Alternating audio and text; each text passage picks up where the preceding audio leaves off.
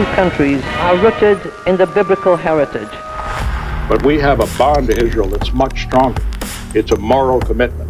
It was created to fulfill the long-standing dream of the Jewish people to return to the home of their biblical origins. Come, let us declare in Zion the word of God.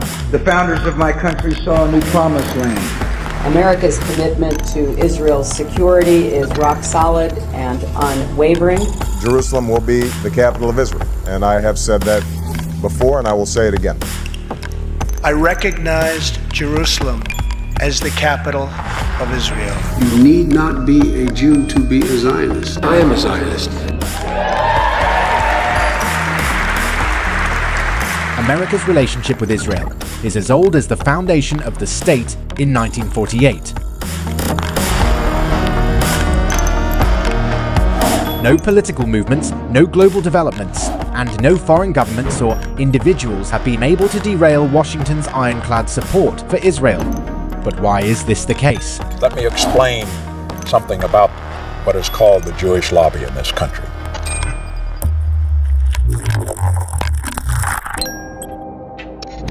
First of all, the foundation of this very stable and committed relationship is primarily based on the beliefs of evangelical Christians, who are well organized and well represented in American economics and politics. We stand with Israel! They believe that a Jewish state must be established on the Promised Land in order to ensure the second coming of Jesus Christ in accordance with one of the altered versions of the Bible.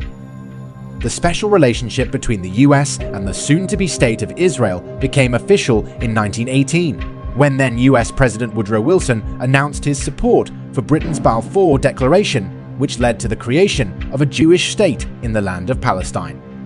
May 1948, just 11 minutes after the declaration of the foundation of the State of Israel, the US became the first state to recognize Israel.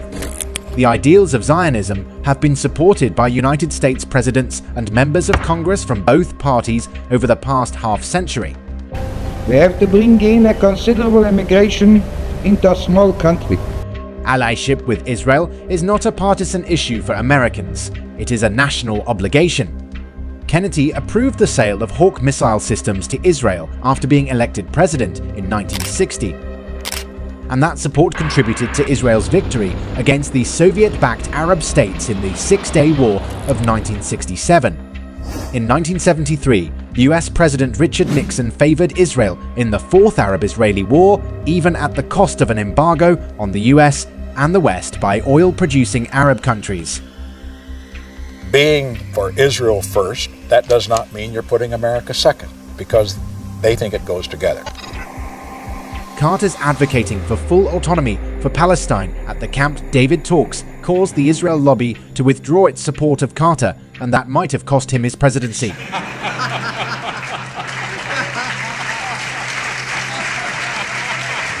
In itself, it was a great achievement.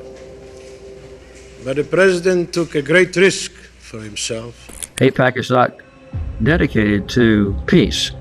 They're dedicated to inducing the maximum support in America, in the White House, in the Congress, and in the public media. Ronald Reagan, who was elected after Carter with the support of the Jewish lobby, signed a free trade agreement with Tel Aviv and granted Israel the status as a major non-NATO ally of the United States.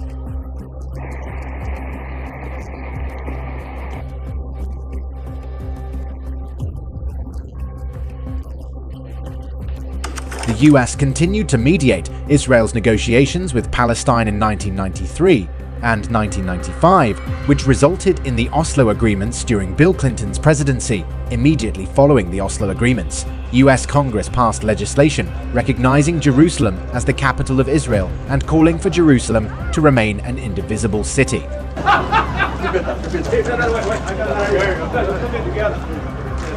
The alliance between our governments is unbreakable, yet the source of our friendship runs deeper than any treaty. In 2003, amid the Second Intifada, the US gave Israel $9 billion and followed that up with $30 billion in 2007. In February 2011, the Obama administration vetoed a UN resolution declaring the Israeli settlements in the occupied West Bank illegal. And Jerusalem will remain the capital of Israel, and it must remain undivided. At the end of 2016, the US granted its largest military aid package to Israel, promising Tel Aviv $38 billion by 2028. What it does is provide an assurance and a foundation for the kinds of ongoing military and intelligence cooperation. Israel has no greater friend than the United States of America, and America has no greater friend than Israel.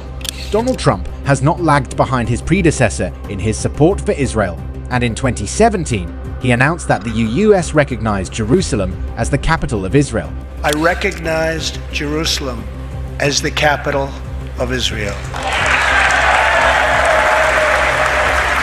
In 2020, Trump unveiled what he called the deal of the century with Israeli Prime Minister Netanyahu. This deal stipulated that Jerusalem would become the undivided capital of Israel, and Palestinians would have to fulfill numerous conditions over the course of 4 years. It's a great plan for Israel.